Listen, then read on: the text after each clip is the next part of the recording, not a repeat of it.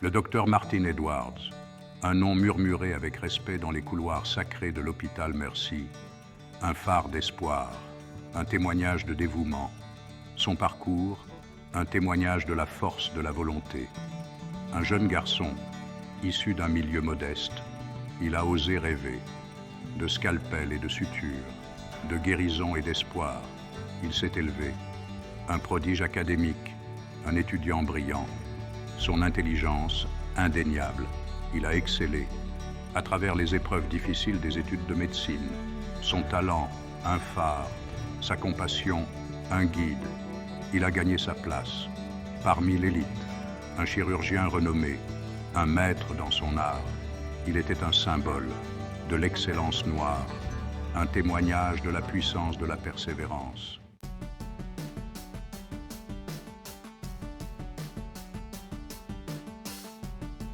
Le docteur Edwards n'a jamais oublié ses racines, la communauté, celle qui a nourri ses rêves. Il lui a rendu l'appareil, inlassablement, avec altruisme, sa richesse, un outil, pour élever, pour responsabiliser. Il a financé des bourses, soutenu les entreprises locales, son cœur toujours ouvert à ceux dans le besoin. Sa réussite, un témoignage du pouvoir du don de soi. Les Edwards, ils étaient des piliers de la communauté, respectés, admirés. Leur vie, une tapisserie, tissée de fils de compassion et de générosité.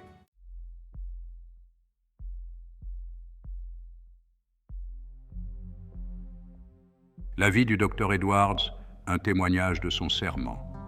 Guérir, soigner, soulager la souffrance. Ses journées, un tourbillon d'interventions chirurgicales complexes, de décisions vitales, de paroles rassurantes murmurées. Ses nuits, souvent courtes.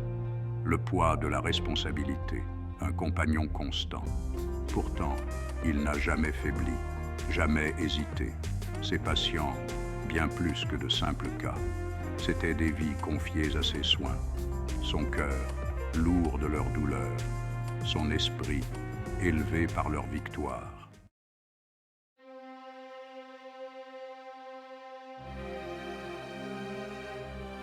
Il connaissait les enjeux. Chaque opération, une bataille. Contre le temps, contre vent et marée. Sa concentration absolue. Ses mains, fermes et assurées. Une symphonie de précision. Il était un maestro au sein du bloc opératoire. Son dévouement indéfectible. Son engagement total. Il vivait pour ces moments où la compétence rencontrait la compassion, où l'espoir renaissait. Il était un guérisseur, dans le sens le plus pur du terme.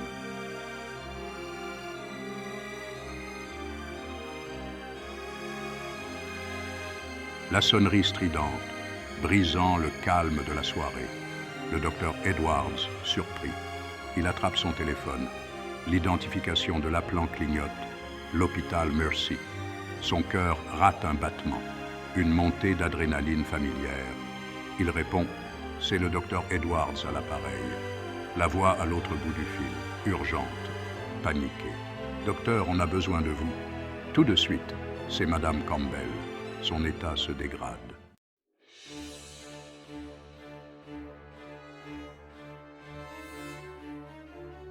Madame Campbell, l'épouse du commissaire Campbell, chef de la police.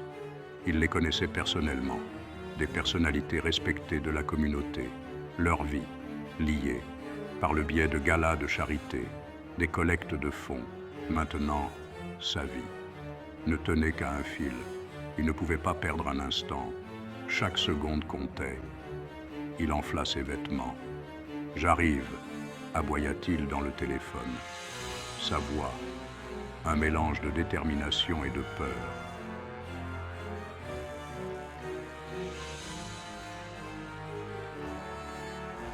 Il sortit de chez lui en trombe. L'air frais de la nuit le frappa. Il courut vers sa voiture. Une Aston Martin argentée, élégante.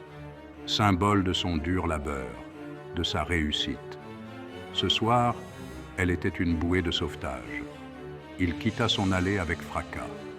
Il entra l'adresse de l'hôpital dans le GPS. L'écran s'alluma. Itinéraire le plus rapide, annonça-t-il. L'itinéraire, inconnu, traversant un quartier moins aisé de la ville.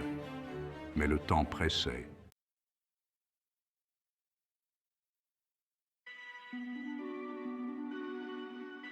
Il serrait le volant, fortement, son esprit en course, le visage de Madame Campbell flottant devant ses yeux.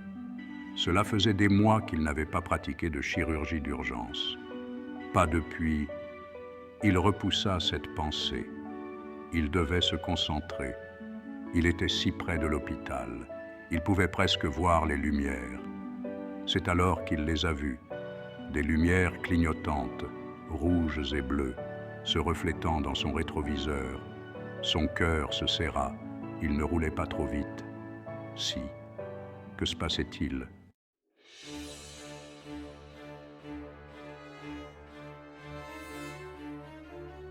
Il ralentit, se gara. Son cœur battait la chamade. L'adrénaline montait. Ce n'était pas le moment. Il baissa la vitre. 2 policiers s'approchèrent. Jeunes, blancs, leur visage, dur, méfiant. Bonsoir, messieurs. Sa voix, calme, posée, malgré le tremblement dans sa poitrine. Savez-vous pourquoi nous vous avons arrêté? Son ton sec, accusateur.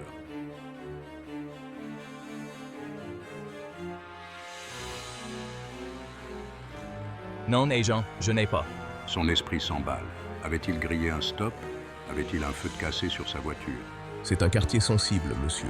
Ses yeux, scrutant l'intérieur de la voiture, s'attardant sur les sièges en cuir, le tableau de bord, la montre coûteuse au poignet du docteur Edwards.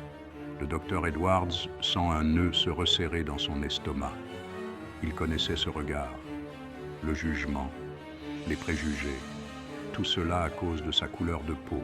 On a eu des signalements d'activités liées à la drogue dans le coin, et vous correspondez aux signalements. Son visage illuminé par les gyrophares, son expression se durcit tandis qu'il prononce l'accusation. Ces mots, lourds de préjugés et de soupçons, planent dans l'air.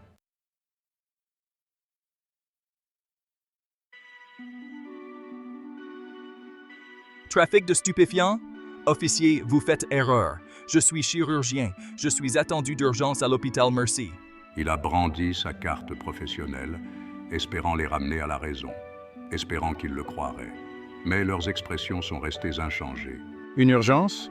Quelle urgence un docteur si important pourrait-il bien avoir à cette heure-ci? Le docteur Johnson a senti la colère monter en lui. Le temps lui était compté. Chaque seconde était précieuse. Et ses officiers, ils lui faisaient perdre un temps précieux.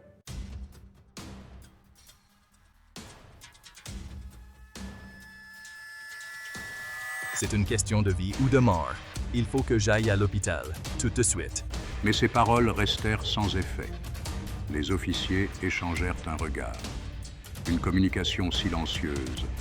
Leur décision était prise. Sortez du véhicule, monsieur. Sa main s'attarda près de son étui. Une menace subtile.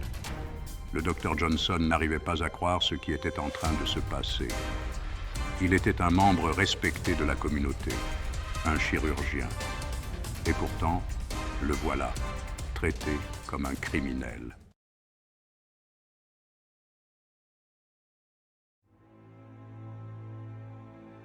S'il vous plaît, officier, je vous dis la vérité. Vérifiez auprès de l'hôpital. Appelez le commissaire Campbell lui-même. Il se portera garant pour moi. Mais les officiers restèrent insensibles.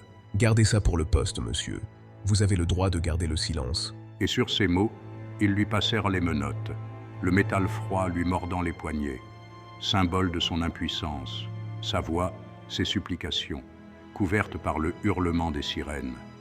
Alors qu'il le poussait à l'arrière de la voiture de police, il jeta un dernier regard à son Aston Martin, aux lumières de l'hôpital au loin, et il sut qu'il vivait son pire cauchemar.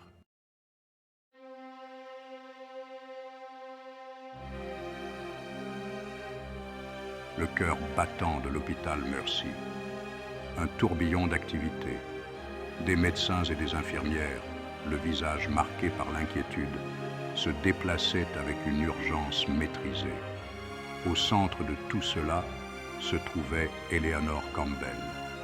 Sa poitrine se soulevait et s'abaissait au rythme faible de la machine qui la maintenait en vie. Élégante et pleine de vie quelques heures auparavant, elle était maintenant immobile, le visage pâle contre la blancheur éclatante de l'oreiller. Sa vie ne tenait plus qu'à un fil. Le chef Campbell, un roc face à d'innombrables crises, sentit son calme s'effondrer. Il arpentait anxieusement le couloir devant la salle d'opération, le poids de l'état de sa femme l'écrasant. Où était le docteur Edwards? Chaque minute qui passait était une éternité. Chaque tic de l'horloge un coup de marteau sur son espoir.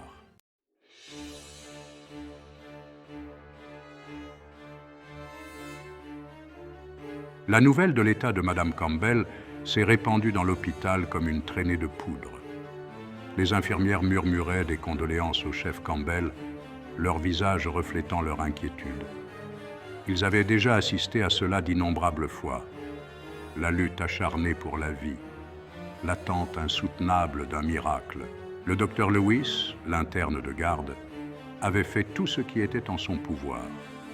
Mais il savait, et tout le monde le savait, que seul le docteur Edwards possédait l'expertise, le talent pour naviguer dans les méandres de l'état de Madame Campbell. Il avait appelé le docteur Edwards d'innombrables fois, chaque sonnerie non répondue amplifiant le sentiment de terreur qui grandissait. Où était-il? Pourquoi n'était-il pas encore arrivé? Les questions restaient en suspens, sans réponse, alimentant le malaise général.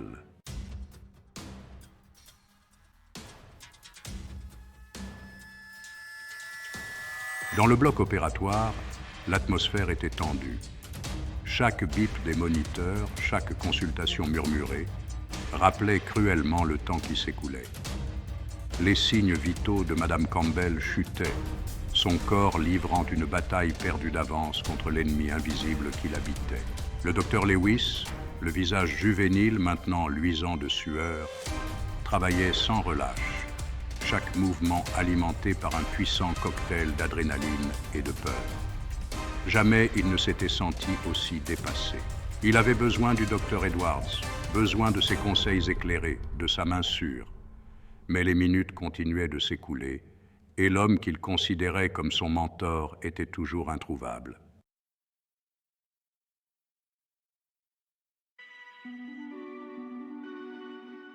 Soudain, une vague d'excitation a parcouru le couloir. Une silhouette est apparue, se précipitant vers le bloc opératoire d'un pas déterminé. Le commissaire Campbell, le visage partagé entre espoir et désespoir, a immédiatement reconnu l'homme. Jackson, quelles sont les nouvelles? L'avez-vous trouvé? Est-il proche? L'agent Jackson a hésité, son visage s'assombrissant. Monsieur, à ce sujet, nous avons arrêté un suspect plus tôt dans la soirée. Un homme noir au volant d'une Aston Martin argentée, correspondant à la description de quelqu'un que nous recherchons. Le commissaire Campbell a senti un frisson lui parcourir l'échine. Il a compris, le cœur serré, que l'agent Jackson ne parlait pas d'un suspect. Il parlait du docteur Edwards. Le poids de l'état de sa femme, l'attente atroce, et maintenant cela. C'était presque trop lourd à supporter.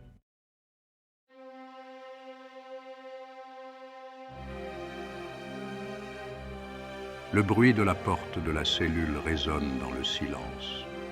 Du métal contre du métal. Une finalité qui fait froid dans le dos du docteur Edwards. La cellule froide et nue empestait la sueur rance et le désespoir. Le sol en béton, impitoyable. L'air, épais de l'odeur de l'injustice. Il s'affaissa sur le banc dur. Chaque muscle de son corps hurlait de douleur. Il ferma les yeux. Tenta d'échapper à la réalité de sa situation. Mais l'image d'Eleanor Campbell, le visage pâle, la vie en jeu, le hantait. Il avait consacré sa vie à sauver les autres. Et maintenant, à cause d'une erreur insensée, il était impuissant.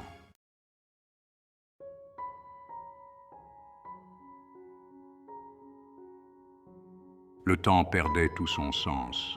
Les minutes s'étiraient en une éternité. Chaque tic-tac de l'horloge était comme un clou planté dans le cercueil de l'espoir. Il pensait au commissaire Campbell. Que penserait-il? Que dirait-il lorsqu'il l'apprendrait? La culpabilité était un poids de plomb dans l'estomac du docteur Edwards.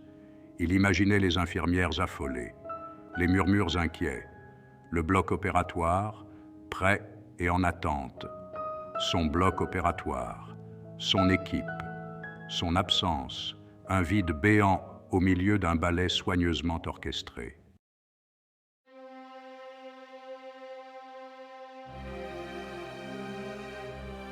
Il avait déjà été confronté aux préjugés, la brûlure des regards obliques, les affronts subtils.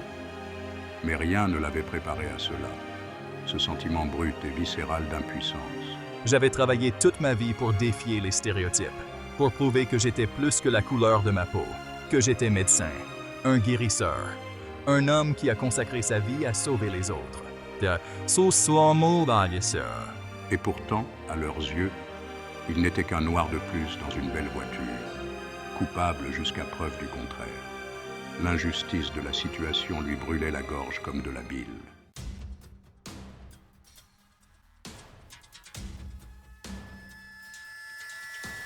Les néons blafards du poste de police bourdonnaient au-dessus de leur tête, projetant une lueur froide et peu accueillante sur tout ce qui se trouvait en dessous.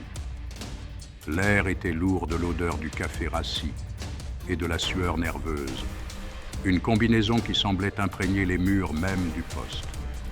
L'agent Jackson faisait les 100 pas, le visage blême, l'estomac noué par une inquiétude grandissante.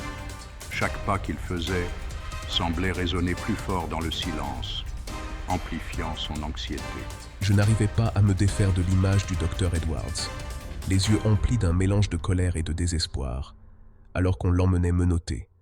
Son visage était un masque d'émotions contradictoires, chacune plus intense que la précédente. Le souvenir des supplications du médecin, son insistance désespérée sur le fait qu'on avait besoin de lui à l'hôpital Mercy, résonnait à mes oreilles. Sa voix avait un ton brut et urgent qu'il était difficile d'ignorer. Il avait écarté cela à l'époque, aveuglé par les préjugés de son partenaire, pris dans le feu de l'action. Le regret pesait maintenant lourdement sur lui, un rappel constant de sa décision hâtive. Mais maintenant, le doute le rongeait, minant sa confiance. Et s'ils avaient commis une terrible erreur? Et s'ils avaient tort? Et si le docteur Edwards disait la vérité depuis le début? Les questions tourbillonnaient dans son esprit, chacune plus troublante que la précédente. Et si le docteur Edwards disait la vérité? Les implications étaient trop importantes pour être ignorées. Cette pensée m'a fait froid dans le dos. Il fallait que je sache. Il fallait que j'en sois sûr. L'incertitude était insupportable. Elle me rongeait jusqu'au plus profond de moi-même. Il attrapa son téléphone, les mains légèrement tremblantes, et composa le numéro de son capitaine. Le téléphone lui parut lourd dans sa main, chaque sonnerie faisant écho à sa peur grandissante. Il savait que cet appel pouvait tout changer.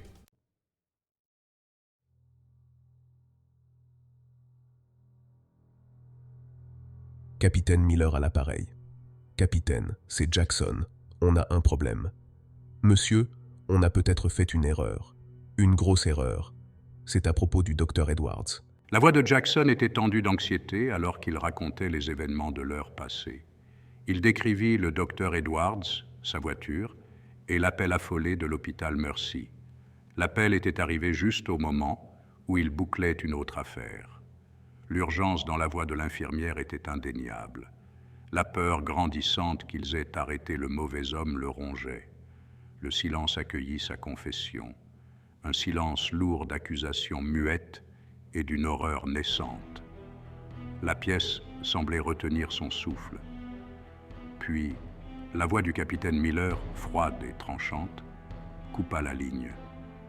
C'était une voix qui ne souffrait aucune discussion. Jackson, avez-vous la moindre idée de qui est cet homme? Comprenez-vous la gravité de la situation? Eleanor Campbell est entre la vie et la mort, et vous avez son seul espoir enfermé dans notre commissariat. C'est plus qu'une simple erreur. Le sang de Jackson se glaça.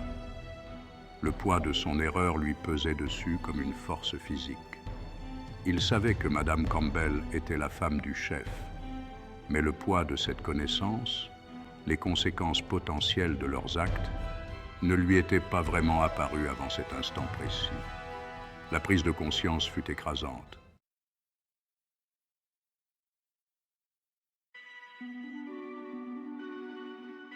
Rendez-vous à cet hôpital. Maintenant. L'urgence dans la voix du capitaine Miller était palpable. Et Jackson, la voix du capitaine Miller s'adoucit légèrement, comme pour offrir une lueur d'espoir dans le chaos. Priez Dieu que vous ne soyez pas déjà trop tard. Le poids de ces mots était lourd dans l'air. Le téléphone tomba sur le sol tandis que Jackson sortait en trombe du poste de police, son esprit envahi par les pires pensées. Son cœur battant la chamade, chaque pulsation un rappel des précieuses secondes qui s'échappaient. Il sauta dans sa voiture de patrouille, la sirène hurlant tandis qu'il traversait la ville à toute allure en direction du Mercy Hospital, les lumières défilant devant lui. Il agrippa le volant, les jointures blanches de tension, son esprit uniquement concentré sur la mission qui l'attendait. Il ne pouvait qu'espérer, prier, qu'il puisse d'une manière ou d'une autre sauver cette situation, que le destin soit clément juste cette fois, qu'il puisse amener le docteur Edwards à Madame Campbell à temps. Chaque seconde comptait, chaque instant était crucial. Une vie était suspendue à un fil, vacillant au bord du précipice, le poids de l'erreur d'un autre homme pesant lourdement sur sa conscience. Le regret et le désespoir se mêlaient dans ses pensées. Il appuya plus fort sur la pédale, le moteur rugissant en réponse, la voiture devenant le prolongement de sa volonté. Un appel désespéré à la rédemption résonnant dans la nuit. La route devant lui semblait interminable, mais il ne pouvait pas se permettre de ralentir.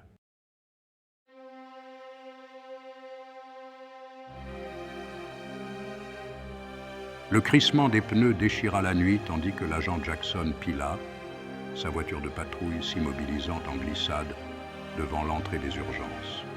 Il ouvrit la portière et se précipita vers l'hôpital, le cœur battant à l'unisson du rythme effréné des sirènes qui résonnaient encore dans ses oreilles. Il franchit les portes automatiques en trombe, cherchant frénétiquement du regard le moindre signe du commissaire Campbell. Il l'aperçut devant le bloc opératoire, le visage blême, les épaules voûtées sous le poids de 1000 peurs inexprimées. Le capitaine Miller m'a appelé, dit le commissaire Campbell, la voix rauque à peine un murmure. Il m'a tout dit. Où est-il, Jackson? Où est le docteur Edwards? Je vais le chercher, monsieur. Tout de suite. Nous avons fait une terrible erreur.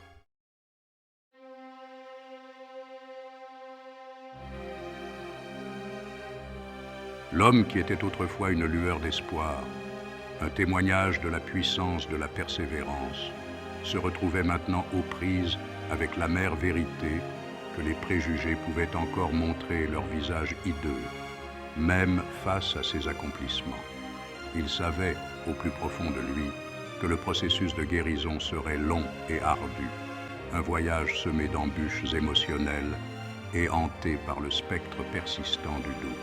Les cicatrices de cette nuit-là, visibles et invisibles, feraient à jamais partie de son histoire.